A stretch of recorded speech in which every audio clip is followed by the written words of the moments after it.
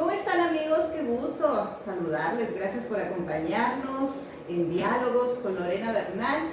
Y en esta ocasión tengo un invitado a quien en lo personal aprecio y admiro muchísimo, porque además hemos trabajado conjuntamente hace muchísimos años en medios de comunicación, esencialmente en lo que es la radio. Se trata del doctor Armando Camino, médico psiquiatra, a quien agradezco muchísimo por darme este tiempo, porque pasa full ocupado por todas las actividades que realiza en favor de sus pacientes. Qué importante es hablar de salud mental, doctor, qué gusto.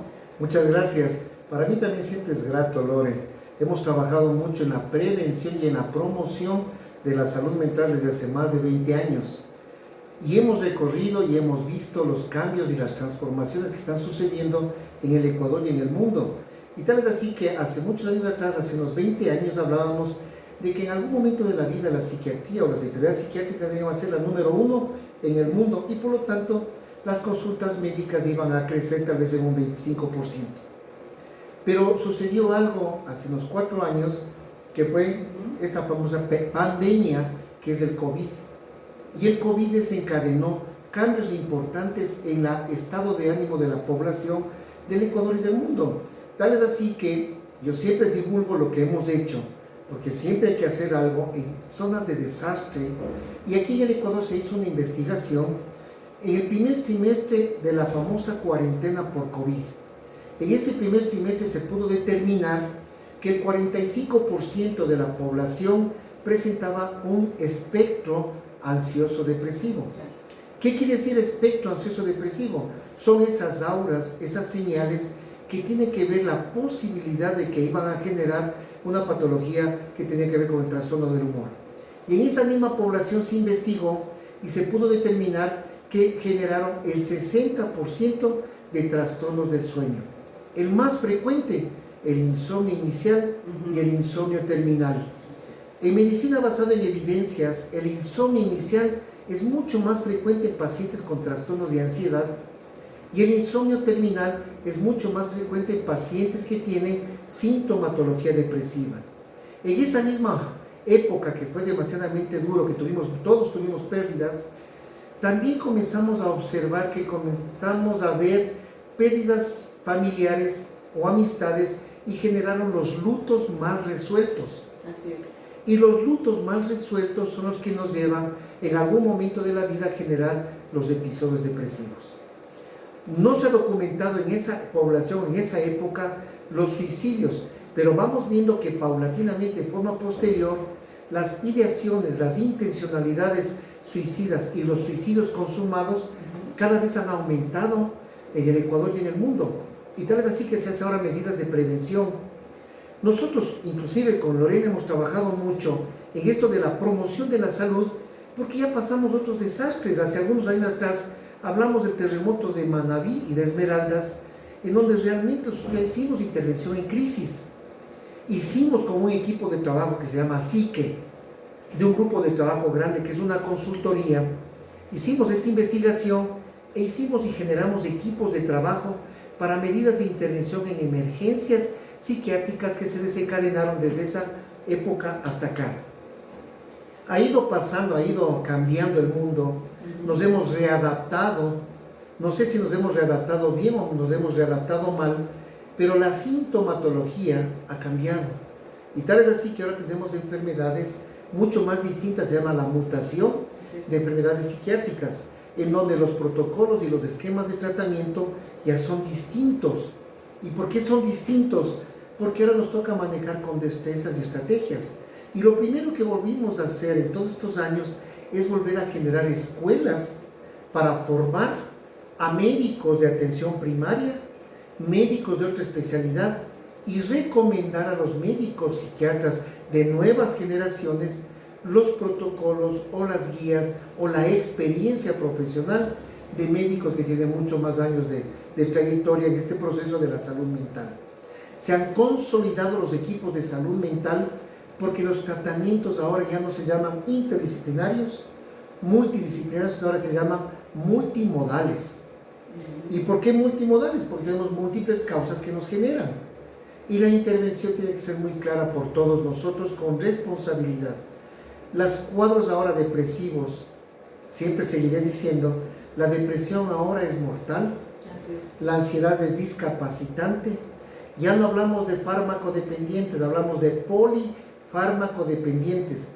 Todas las drogas que hay en el mundo también las tenemos en el Ecuador, ya tenemos también barrios de zombies, tenemos heroína, fentanil y de todo en el país. Entonces, ¿qué estamos haciendo ahora?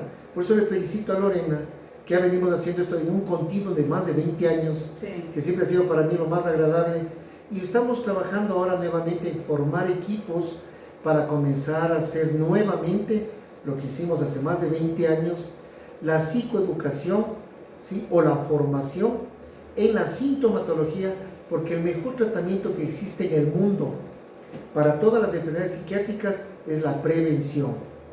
Algún autor decía que es mejor prevenir las enfermedades psiquiátricas que 1000 miligramos de cualquier medicamento.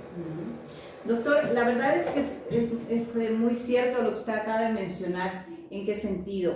En que efectivamente el mundo en sí tiene un antes y un después del COVID. Entonces, obviamente todos pensábamos que íbamos a salir mucho mejor del COVID, pero resulta que no es así.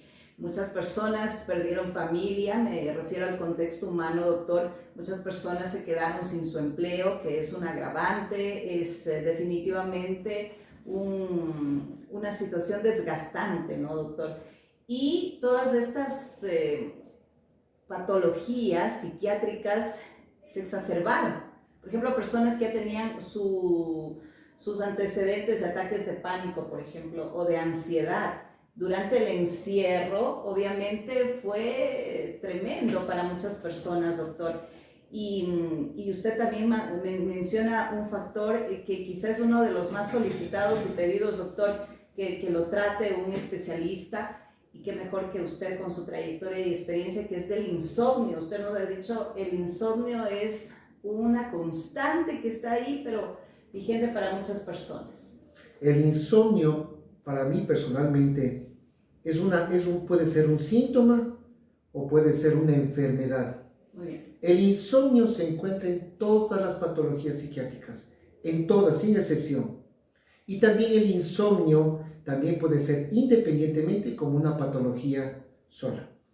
El tratamiento tiene que ser, si es el insomnio secundario a otras patologías, el secreto es tratar las enfermedades que generan el insomnio. Por poner un ejemplo, si tenemos pacientes deprimidos, hay que tratar la depresión y mejora mi insomnio.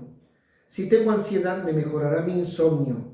Y también nos sirve a nosotros, los profesionales de la salud mental, el hecho de que la calificación del insomnio, que se califica inicio, mantenimiento, contenido y despertar, todo eso lo calificamos, y si vemos que hay una buena respuesta y una buena calificación, quiere decir que tenemos una buena respuesta terapéutica, y eso se lo hace con evaluaciones. Y esa evaluación también nos sirve, porque si sucede todo lo contrario, en lugar de mejorar el sueño, se complica el paciente, tenemos que utilizar una palabra que se llama corregir. ¿Y qué quiere decir esto? Corregimos el tratamiento instaurado inicialmente con otros modelos de tratamiento. Los trastornos del sueño tienen que ser manejados y diagnosticados adecuadamente, porque el sueño tiene una arquitectura normal. Bien. Y esa arquitectura tenemos que ir calificando, porque si es un insomnio, por ejemplo, un insomnio superficial, sabemos qué medicación recomendar o qué utilizar, inclusive técnicas de higiene del sueño que no es farmacológico, o medicación que no es directamente relacionada con la psiquiatría, pero nos ayuda para ese tipo de insomnios. Hay otros tipos de insomnios que tienen, por ejemplo, el insomnio que despertar temprano, por ejemplo. Ese es un insomnio que también tenemos que comenzar a manejarlos con medicamentos que tienen que ver con el mantenimiento del sueño.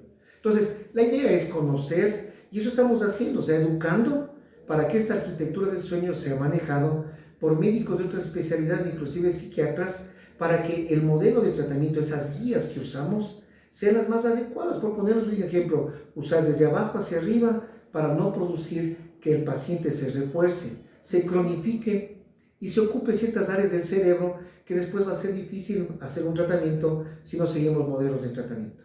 Doctor Camino, usted acaba de mencionar que obviamente como profesionales en el ámbito de la psiquiatría saben qué tipo de medicación utilizar inclusive hasta para la patología del insomnio, ¿no? Usted dice, hay personas que se despiertan quizá unas horitas antes, otras que no duermen absolutamente nada. Entonces hay que también tener una reflexión bastante especial, doctor, porque la automedicación está a la orden del día. Inclusive ahora se ponen de moda ciertas cosas, entre comillas, naturales. Me refiero a la melatonina, por ejemplo, que dicen, con esto ya pueden dormir.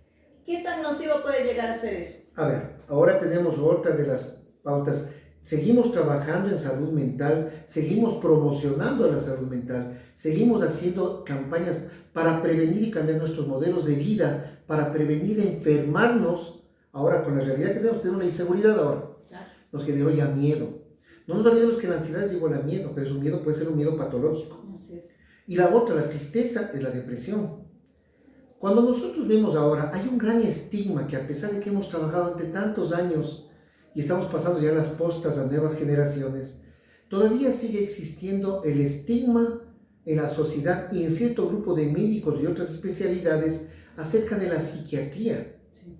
El estigma de la psiquiatría y el estigma de la medicación utilizada en psiquiatría, que son medicamentos de arsenal terapéutico. Es por eso que les decía hace un momento atrás, nosotros utilizamos guías tratando de manejar desde abajo hacia arriba, pero con criterio y justificando el diagnóstico.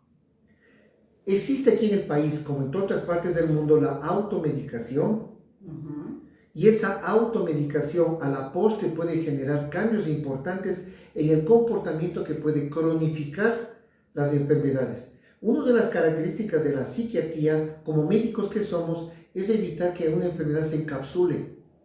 El momento que la enfermedad se encapsula es más difícil romper esto. El secreto es prevenir y evitar que se encapsule. ¿Y qué usar? Si se usa como medicación alternativa por el efecto que genera la melatonina, que produce somnolencia, porque la melatonina es un precursor del triptófano. Entonces, pero también lo podemos utilizar, claro que lo utilizamos, pero en casos mínimos o leves.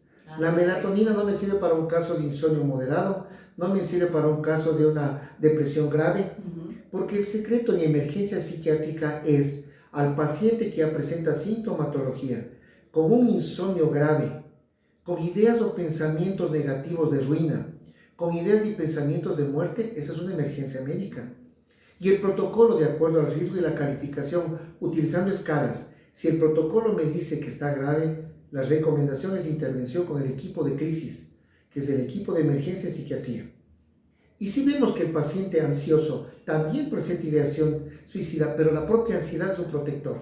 Entonces, tenemos que calificar. Para calificar tenemos que diagnosticar. Y para diagnosticar tenemos que ver al paciente. A mí personalmente, a pesar de que la cuarentena nos la jugamos porque es una época de riesgo, siempre el observar al paciente, calificar, observar. Y como siempre digo a mis estudiantes, hay que oler al paciente.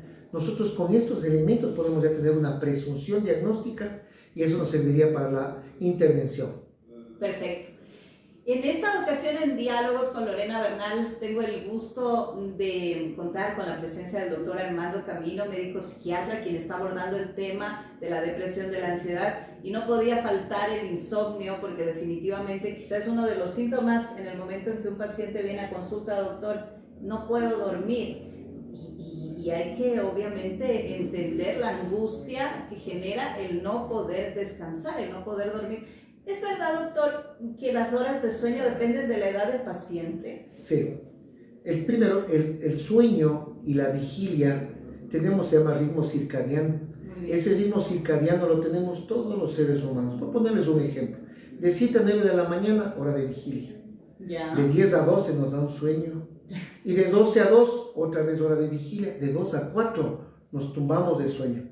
Y en la noche hablamos de 6 a 8 de la noche, es otra vez hora de vigilia. Por eso si vamos a utilizar medicamentos para ayudarnos a dormir, hay que dar a la hora de sueño, no a la hora de vigilia. Y la idea de dar un tratamiento de los medicamentos que recomendamos es para poder reprogramar nuevamente ese termostato que tenemos en el cerebro, que es el eje del hipotálamo.